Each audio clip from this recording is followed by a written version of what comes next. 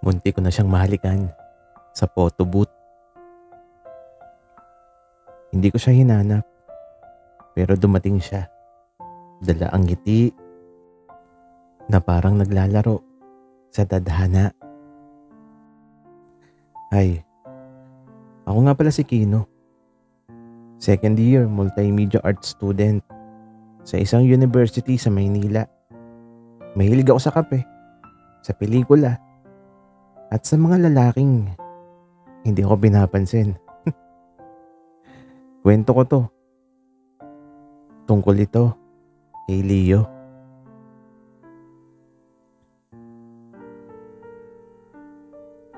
Nagsimula ang lahat sa isang org pair. Yung tipong maingay, masikip, pero puno ng cute na tao. Pero sa dami ng ingay, isa lang ang naging tahimik sa paningin ko. Yung lalaking nakaitim, na hoodie, nakaupo lang sa gilid habang nagpe-paint ng backdrop sa org booth nila. Si Leo. Hindi ko alam kung anong meron, pero parang slow mo lahat ng tao habang siya lang yung naka-HD sa paningin ko. Pero syempre, therapy is real. So, deadma ako, kunwari. Pero, ang galing ni Universe. Kasi after 2 weeks, guess what? Groupmate ko siya sa isang class project na kailangan ng creative duo.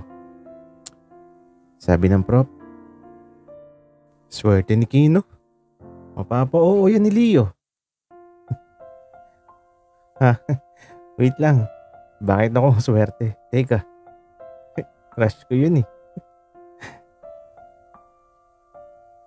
Unang meeting namin, tahimik siya. Ako tong madaldal. Siya yung parang wallpaper. Pero habang tumatagal, napansin ko, nakikinig pala siya. Yung tipong hindi lang basta oo, kundi yung may sagot. At minsan, bigla siyang tatawa sa jokes ko na akala ko ako lang ang nakakagets. Tapos isang gabi, matapos ang editing session, nagyaya yung isa naming kaklase. Tara, photobooth muna tayo. Libre ni sir. Sige. Sabi ko agad. Kunyari, hindi ako excited. Ang ending, kami ni Leo magkatabi. 4 kami sa loob ng booth. Masikip, mainit. Tapos, biglang pumasok yung countdown ng cam. 3, 2, biglang bump. Nagkabanggaan ang mukha namin. Yung labi niya, literal, 1 pulgada lang ang layo sa labi ko. Tumigil ang mundo. Wala akong marinig. Pati flash ng cam, parang wala. Tinitigan niya lang ako. At hindi ko alam kung bakit, pero hindi ako matras. Sabi niya pagkatapos, buti na lang at hindi mo ako hinalikan. Mahirap na. Baka hindi na ako makaiwas next time. May mga pagkakataon talaga na kahit wala siyang ginagawa, siya pa rin ang laman ng isip mo. After nung photo booth incident, hindi ko na alam kung paano ako mag-a-act around him. Kasi diba, sino ba naman ang hindi mahuhulog kung titigan ka ng ganun, kalapit, tapos may linya pa siya na parang out of a Wattpad novel. Yung sabi niya, yung buti na lang hindi mo ako hinalikan at baka hindi na ako makaiwas next time. Simula noon, para na akong nauubusan ng laway kapag magkasama kami sa org room. Gusto ko siyang iwasan pero ang galing niya sa timing eh. Lagi siyang nandyan. Isang Martes ng hapon sa editing session.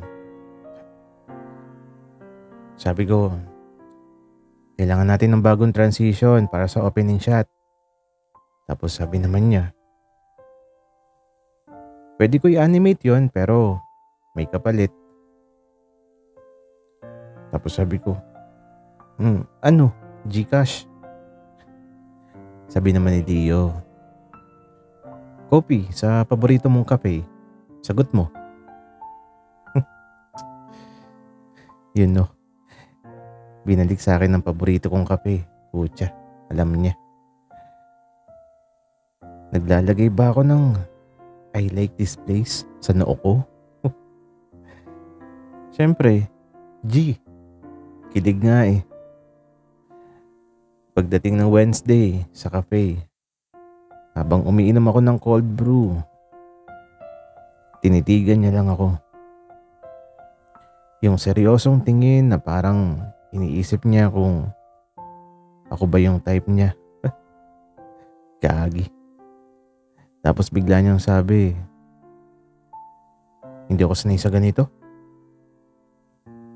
Tapos sagot ko naman, sanay sa alin? Sabi ni Leo, yung may kasama na gusto kong makasama ulit. Boom. Napasinghot ako ng kape. As in, napasinghot. Uminit yung tenga ko. Parang sinabihan ako ng I like you.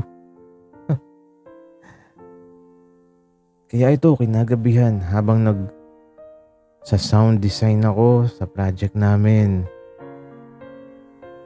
Nag-vibrate ang phone ko. Nag-text si Leo. Tapos sabi niya, yung picture natin sa photo booth, na-save mo ba? Sinend ko kagad. Tapos ang kasunod na reply, ang gwapo mo pala kapag kinakabahan. Kagi. Sa sobrang shock ko, natapon ko yung milk tea sa laptop ko. Pero worth it. Worth it lahat. Kasi, ayun, naguguluhan na rin siya. At ako, matagal na.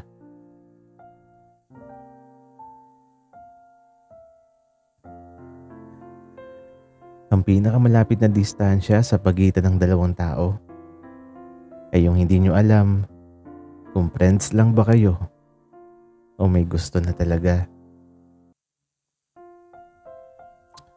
Okay, real talk. Simula nung text niya na gwapo ka pala kapag kinakabahan, parang may sumabog na confetti sa utak ko. Pero hindi pa rin ako sure. Naglalandi ba siya? O ganun lang talaga siya? Kasi minsan sweet, minsan tahimik, minsan bigla akong tititigan tapos deadma ulit. Saan ba talaga ako lulugar kay Leo?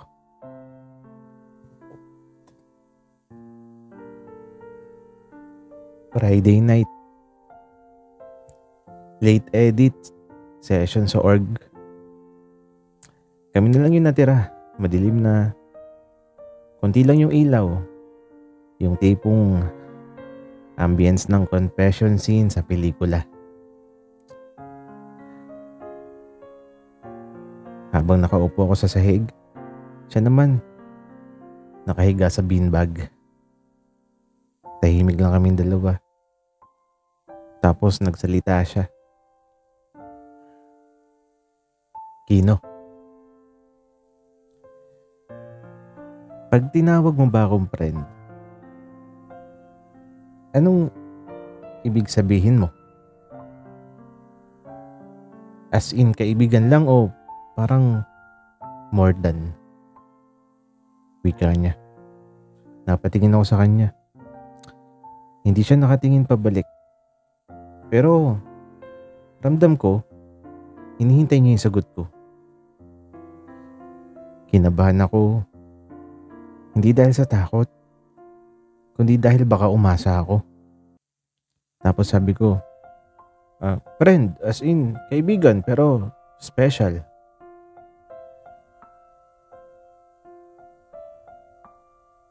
Special paano? Wika ni Leo.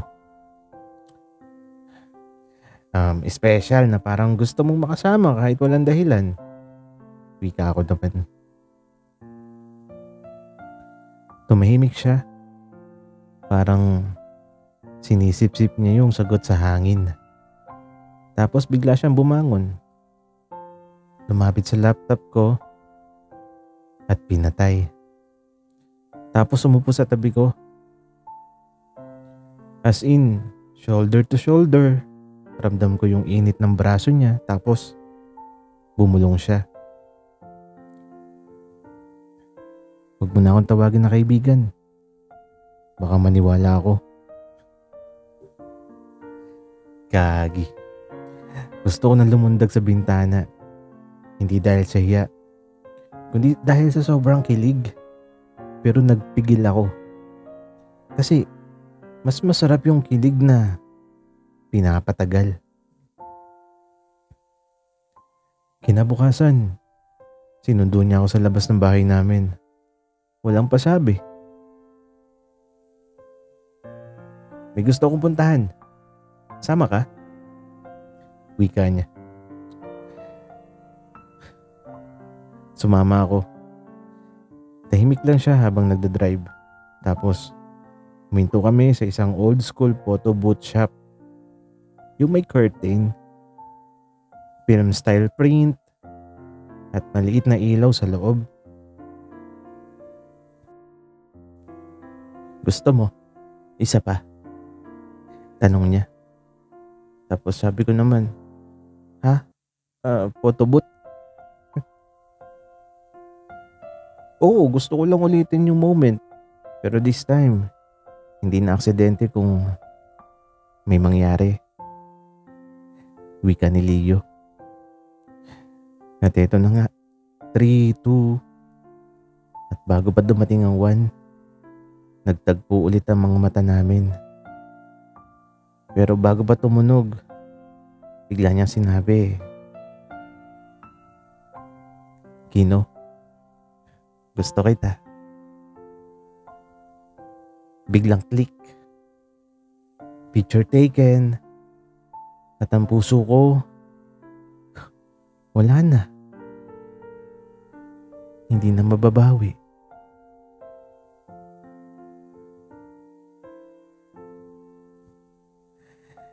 May mga relasyon na walang label.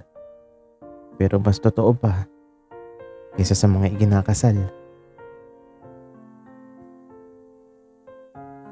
After nung second photo booth moment, oo.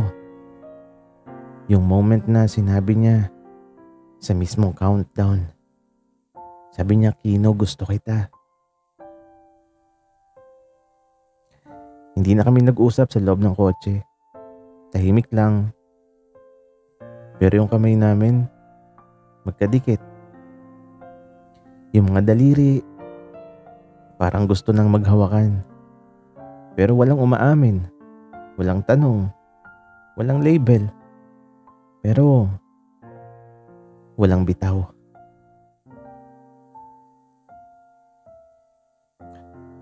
Sunday walang pasok, pero may text si Leo. Kino, may lakad tayo. Ayoko nang no. Sabi niya sa text. Tawang-tawa ako. Sino ba tong naging possessive o lapasadin? Nakita ko siya sa labas ng gate. Naka-t-shirt lang, cap, at may dalang iced coffee. Isa lang ang nasa isip ko nun. Lalaki ka pa rin, pero ngayon, sa'yo na ako. Dinala niya ako sa amusement park.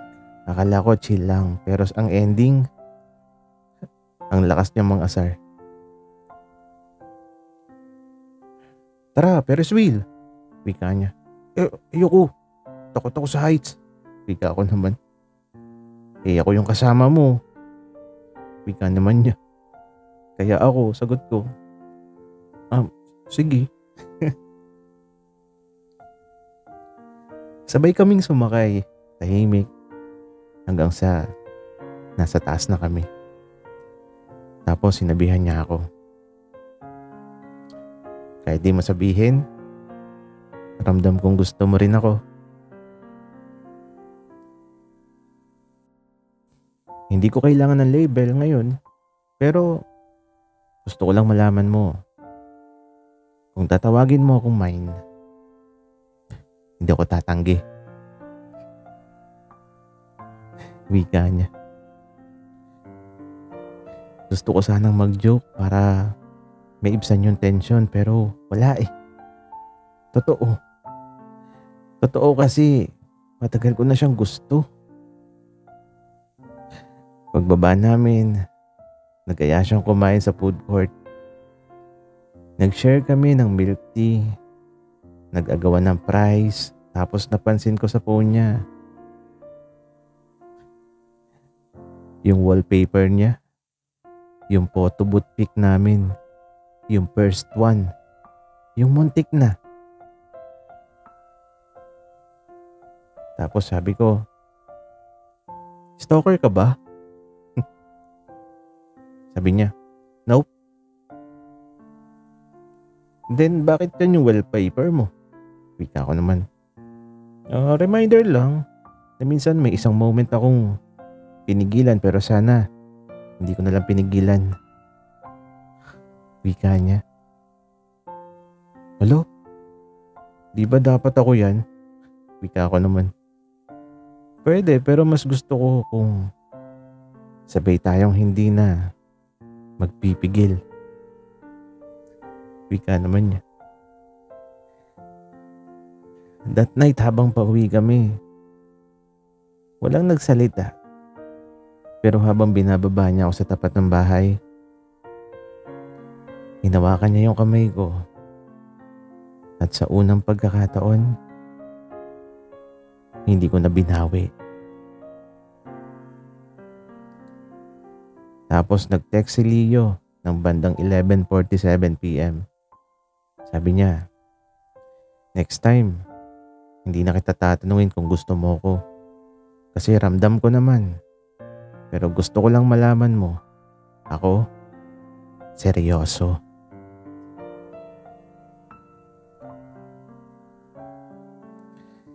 Minsan sa pag-iwas mo, doon mo lang din matatagpuan ang taong hindi mo na kayang takasan.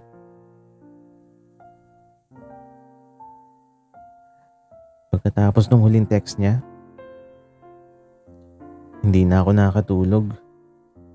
Bumabalik-balik sa utak ko yung sinabi niya. Yung next time, hindi na kita tatanungin kung gusto mo ko kasi ramdam ko naman pero gusto ko lang malaman mo. Ako, seryoso. I mean, sino ba ako para hindi kiligin dyan? Pero alam mo yung pakiramdam na parang may natitira pa ring takot? Na baka nagbibiro lang siya. O baka pag tinawag ko siyang akin, mawala siya. Yun yung iniisip ko buong linggo. Hanggang sa dumating ang araw na siya na mismo ang nagsabi. Kino, may ipapakita ako sa'yo. Sabado, sa photo booth ulit.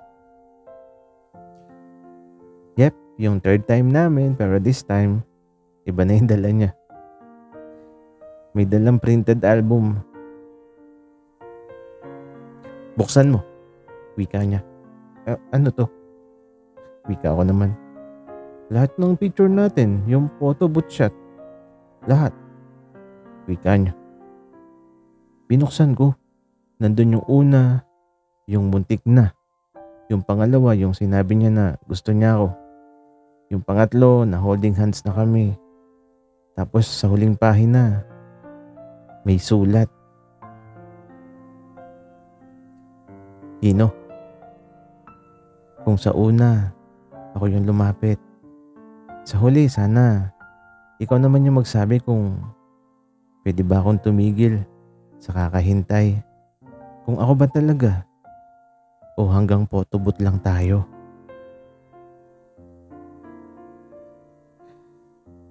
Tumigil ang mundo.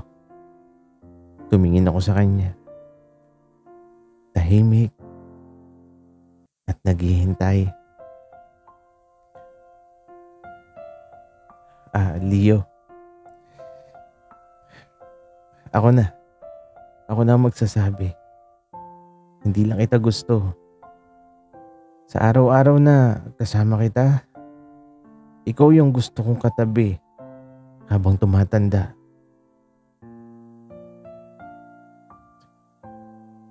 Bigla siyang ngumiti. Yung tipong Leo smile. Tahimik pero punong-puno ng emosyon. Tapos sinabot niya yung kamay ko at this time, hinawakan ko na ng mahigpit. Wala nang muntik, wala nang baka. Dahil kami na. After few weeks, org pair ulit. Same venue, same gulo. Pero this time, kami na. May bagong photo booth. At guess what? Kami na yung nag-design. Habang nagsiset up kami, sabi ni Leo, dito rin nagsimula, di ba? Wika niya. Sabi ko naman, oo. Tapos sabi niya, pwede ba ulitin? Sabay hilang niya sa akin. At pumasok kami sa loob. Masikip, mainit, pero perfect. 3, 2, 1, click. At this time, hinalikan niya ako. At wala na akong pipigilin. Sa lahat ng muntik, siya lang yung gusto kong makatuluyan. Sana nagustuhan niyo yung kwento namin. Paalam.